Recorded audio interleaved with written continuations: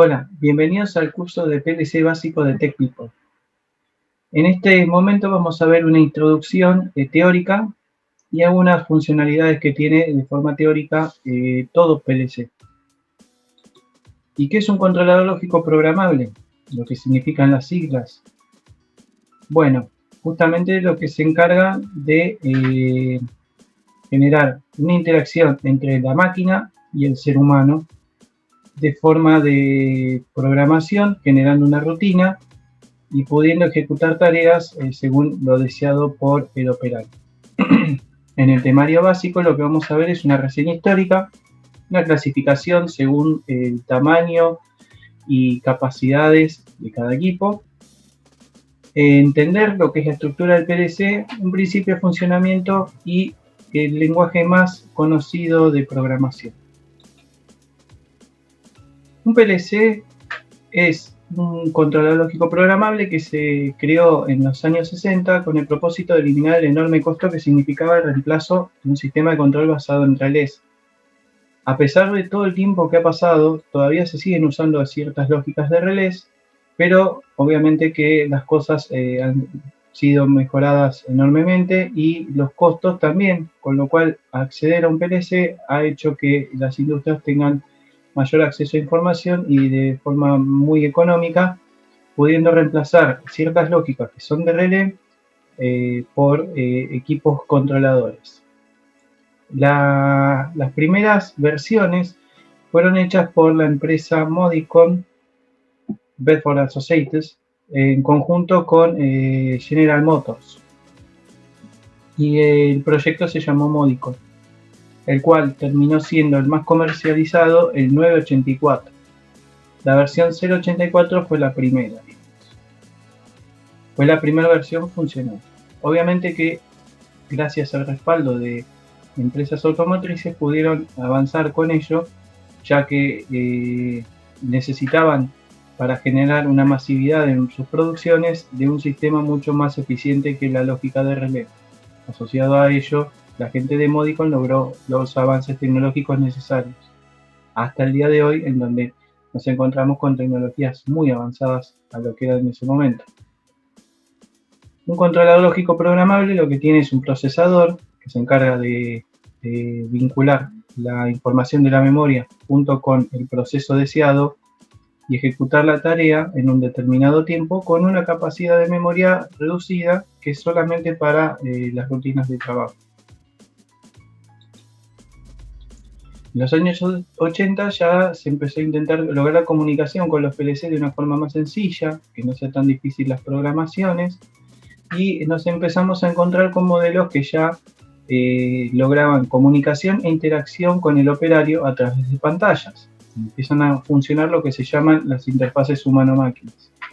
Ya en los 90 se logran estándar de programaciones, la licencia de los PLC pasa a ser libre y empiezan a aparecer ya en los años 80, en los años 90, distintas marcas.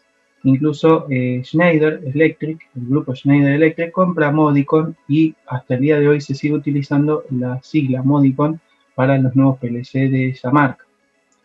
A pesar de ello, hay marcas líderes como Siemens, Allen Bradley, Beckhoff, Omron, etcétera, que hacen sus PLCs también, pero todas seguían mínimamente por un estándar que es el 61131-3, es el estándar de programación. A pesar de ello, las comunicaciones todavía seguían siendo propietarias cada empresa, entonces cada equipo tenía su método de comunicación, su programa, etc. Clasificación.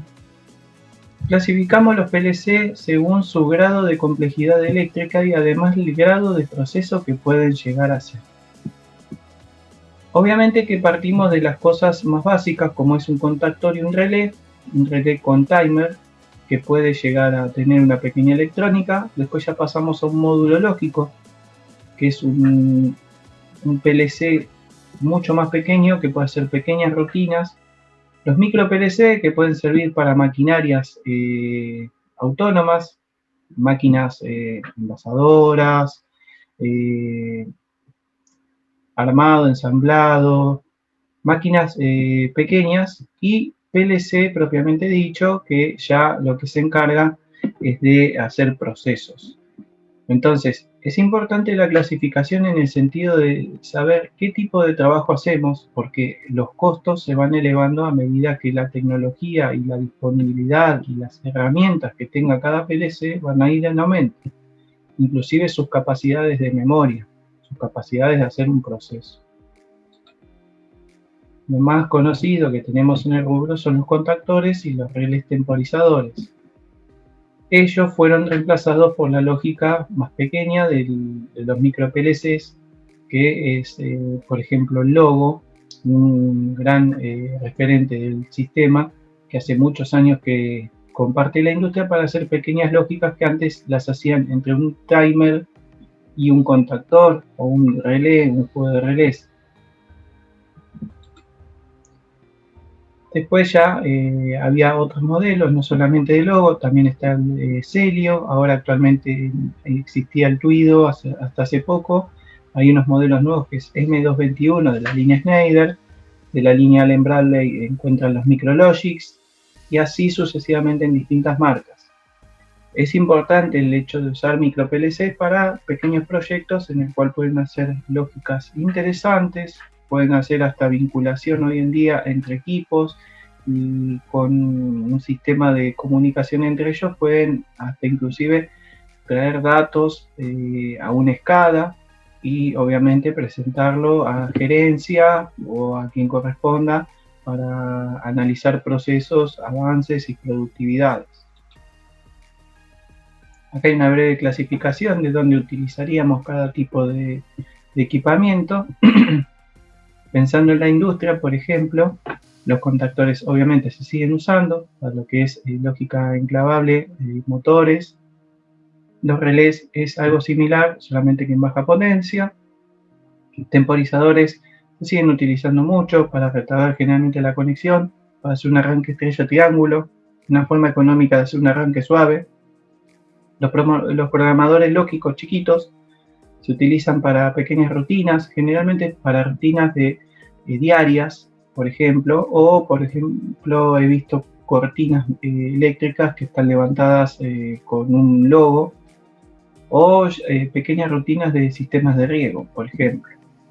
Ya los micro PLCs pueden hacer máquinas pequeñas, máquinas autónomas, para tratamientos, para máquinas textiles, máquinas de corte, envasadoras, etc. Y después ya el PLC se encarga del proceso, de hacer un proceso completo de un reactor, de hacer el proceso de un pasteurizador. Y eso lo logra, si bien muy mezclado con el tema del micro PLC en cuanto a la posibilidad y las bondades, está más preparado porque tiene herramientas más asociadas al proceso. El micro PLC no es tan así, entonces programar un proceso en un micro PLC es mucho más complicado. Un autómata programable es una máquina electrónica, maneja el control en tiempo real y además genera una rutina constante, en donde el PLC interactúa en este círculo generando primero las entradas, toma lo necesario y genera las salidas. Entonces hacen que los actuadores funcionen, se genera el proceso, los sensores activan su lectura y eso ejecuta las entradas del PLC. Las entradas del PLC son analógicas y digitales.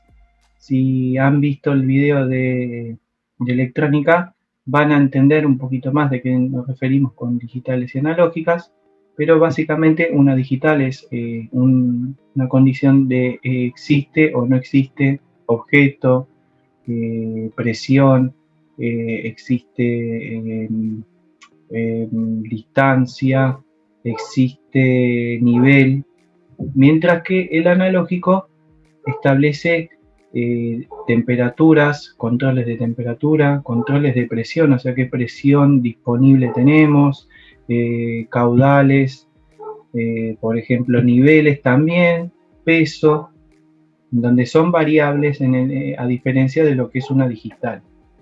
Obviamente que sus salidas también se pueden llegar a utilizar para lo que es ejecución de tareas de tipo válvulas, tipo motores, en lo que es digitales, por ejemplo, en lo que es analógicas, en variaciones de velocidad, una variación de una válvula, variación de un caudal a través de una válvula modulante, por ejemplo, o variaciones de temperatura controlando una caldera, etc. El tema de la electrónica que tiene el PLC hace que sirva para situaciones y lugares donde esté expuesto a ruidos, porque tiene una electrónica contundente dedicada para soportar ese tipo de ambientes. No obstante, no para temperaturas, porque por ejemplo, un PLC en común generalmente trabaja a una temperatura entre 30 y 40 grados. Sepan que si tiene más o menos 50 grados, la lógica y la rutina puede llegar a estar afectada porque la electrónica no está pensada para soportar temperaturas altas, por lo menos los que son los PLC comunes. Puede ser que haya PLCs de otro tipo de gama, tipo de emergencia, o también para lugares adversos como polvos o altas temperaturas, pero en el general están preparados para soportar temperaturas menores a 50 grados. Con lo cual, si uno trabaja en una zona muy caliente, se recomienda hacer un sistema de refrigeración de recirculación de aire porque se verá afectada la rutina del PLC y por ende es muy probable que no la cumpla en su totalidad o la cumpla parcialmente o no la cumpla directamente, se cuelga el PLC, lo que se llama el cuelgue. La diferencia que tiene con electrónica es que uno pueda llegar a generar con algunas lógicas armando un circuito electrónico que justamente la robustez de sus componentes hace que soporten ese tipo de situaciones. Además, el estándar de lenguaje que tiene hace que sea sencillo, entendible para el programador. Bueno, como venía comentando algo del procesador, su cometido principal se encarga de hacer las instrucciones y llevarlas a cabo en una rutina de tiempo. Gestiona las entradas y salidas, gestiona el diagnóstico del equipo, analizando comunicaciones, analizando el hardware del equipo. Hardware se le llama justamente toda la parte física del equipo. Y genera las interacciones con otros componentes, llámese un panel operador, o hasta variadores de velocidad, o hasta otros componentes que trabajen sobre comunicación. Uno o varios microprocesadores ejecutan las funciones mediante un software previamente programado en una memoria que es ROM, una memoria que no tiene forma de uno de escribirla, entonces ahí hay una rutina de programa que se encarga de analizar el programa que se encuentra cargado. El programa en sí lo que se llama es rutina, no se llama programa, se llama rutina. La rutina la ejecuta este programa que tiene internamente el PLC. Ese programa de vez en cuando, por cuestiones de upgrade o de mejoras, se le hace una actualización y se le llama firmware. No es una maniobra habitual, no es recomendable hacerla siempre y cuando no se conozcan bien los riesgos. Lo recomendable es que lo haga un especialista, no es la etapa para hacer este tipo de trabajos. El firmware no es recomendado cambiarlo siempre y cuando no genere algún tipo de interferencia en el programa interno del PLC que afecta al proceso. La memoria es importante porque lo que hace la parte de memoria es retener valores estáticos y dinámicos del PLC, del proceso que vienen haciendo, de la rutina que viene haciendo, y hasta inclusive es el que se encarga de mantener, según su capacidad, una rutina muy amplia o una rutina corta, no importa. Eso depende también del tamaño de programación que tenga. Su capacidad se va a ver afectada a medida que van aumentando los valores del PLC en sí. No es lo mismo un micro PLC, en el cual puede llegar a ser, un ejemplo, no es que lo haga, pero 1500 pasos de rutinas, o sea, 1500 líneas de rutina, contra un PLC de proceso que lo más probable es que tenga más de 65.000, 70.000 líneas de rutina, por dar un ejemplo. La memoria se va a ver afectada en el sentido de que la programación también involucra parte de la memoria. Entonces, es importante ser eficiente en cuanto a la programación para no ocupar tantas líneas de programación y ser un lenguaje entendible, que sea fácil de acceder, y hasta inclusive si están un poco jugados con lo que es la programación, porque es necesaria hacerla, se pueden empezar a reducir conociendo otro tipo de lenguajes que son de menor espacio que el lenguaje que vamos a presentar en el curso de básicas. La memoria flash es parte de la memoria en la que se mantiene de forma reservada. No todos los PLC lo tienen.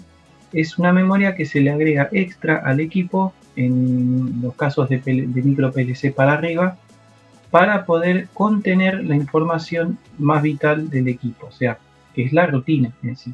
Entonces, uno puede, además de guardarlo en el PLC, la programación la puede guardar en la memoria flash.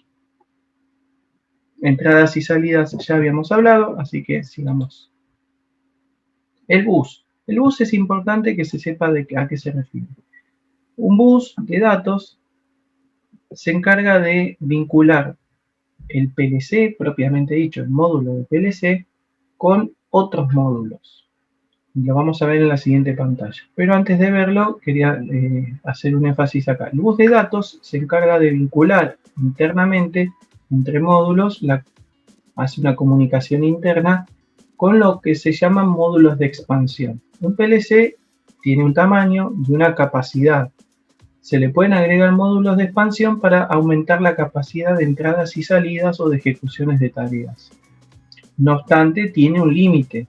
Obviamente que un micro PLC tiene un límite, un PLC de mayor envergadura tiene otro límite y un PLC de alta gama tiene otros límites. Cada uno tiene variaciones de límites. También el nivel de equipamiento que tengan, si es un equipamiento que tiene más de 10 años, no es lo mismo que un equipamiento nuevo que ha aumentado muchísimo su capacidad y su nobleza inclusive. La alimentación a veces está acompañada directamente del PLC a un costado, en un módulo fuente o aparte. Eso depende de la gama. Las gamas altas, lo que se le llama gama alta, las que se encargan de hacer un proceso completo, suele ponerse el módulo CPU y el módulo de la fuente al lado. Entonces tienen la fuente y tienen el módulo pegados. Bueno, sigamos. Generalmente hoy en día se ha tratado de restar la alimentación y bajarla a 24 volt, no trabajar con 220 más que en la fuente. Acá tenemos un ejemplo de cómo puede llegar a ser un bus y cómo se van agregando módulos. Ustedes van a tener la fuente, el módulo de CPU propiamente dicho, el que se encarga del PLC, entradas y salidas digitales, entradas y salidas analógicas y módulos especiales que pueden ser de temperatura, pueden ser de entradas rápidas, que lo veremos en un curso más adelante. Y todos estos módulos se vinculan a través de un bus, que puede ser un cable que los una en la parte de adelante, en la parte trasera, o puede ser una especie de chapón con conexiones eléctricas. Eso depende de cada modelo y del tamaño del equipo.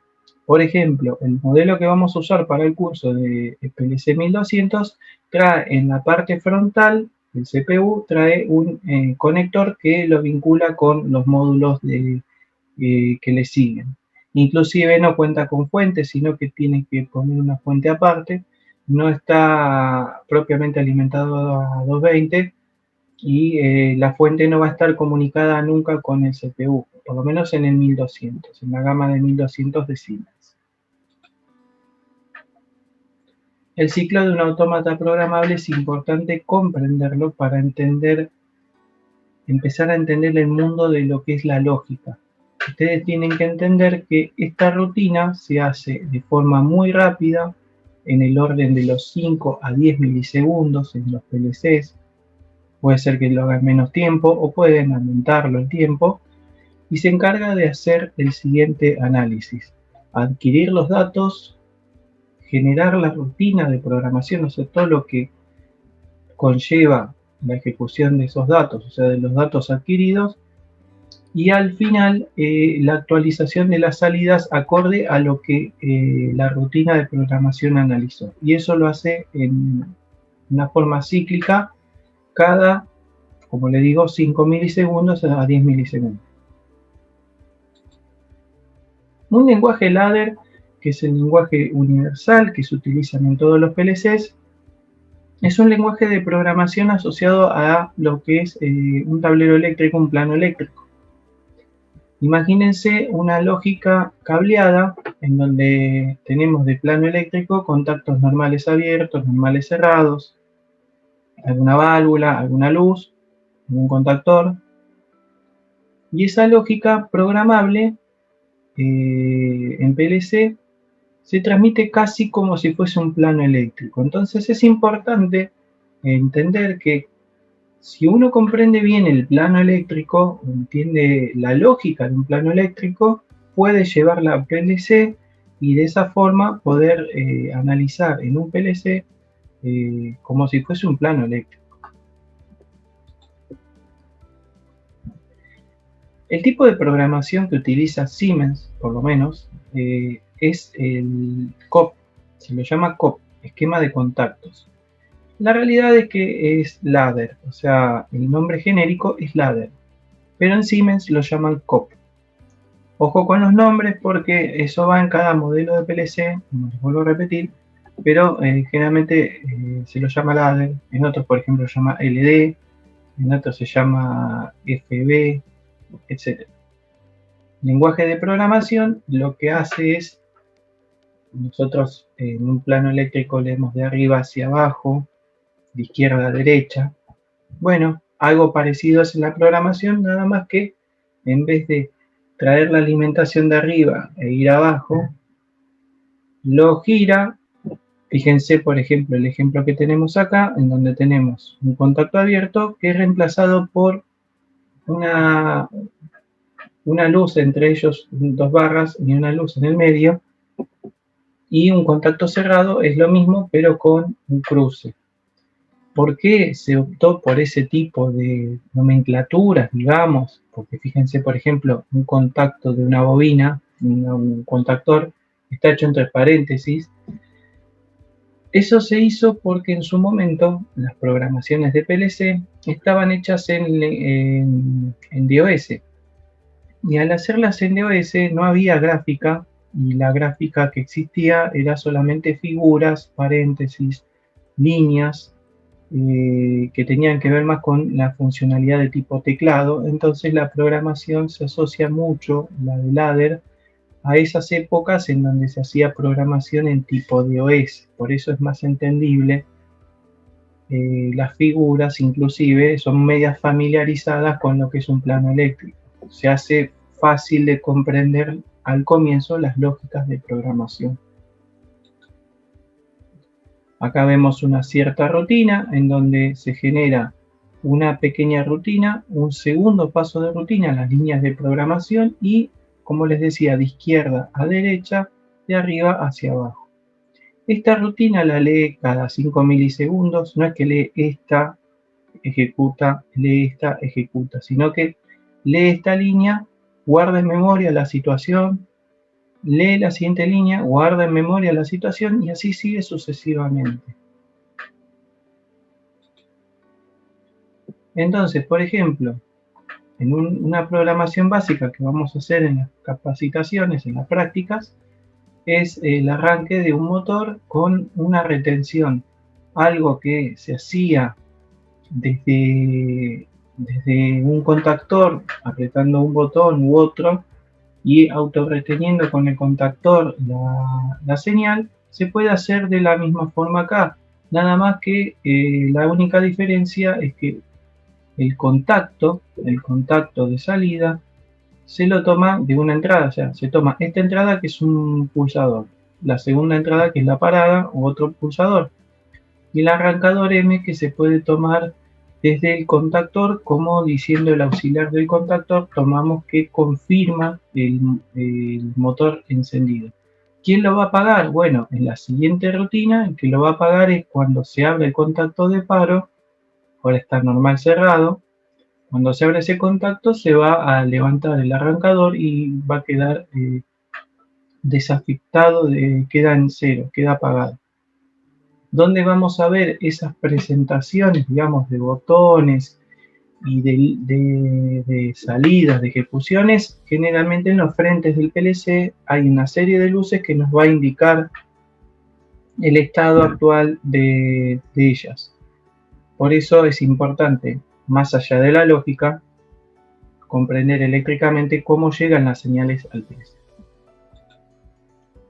Y bien, este es el fin, pero de la parte teórica. Después vamos a pasar a lo que es la parte práctica, en donde vamos a trabajar con TIA Portal en sus dos versiones. Vamos a usar la versión 15, perdón, la versión 14 y la versión 13 para hacer unos análisis con un programa que se llama Factory.io para tratar de llevar a un campo más tangible las prácticas que se pueden llegar a hacer de forma virtual. Muy interesante herramienta.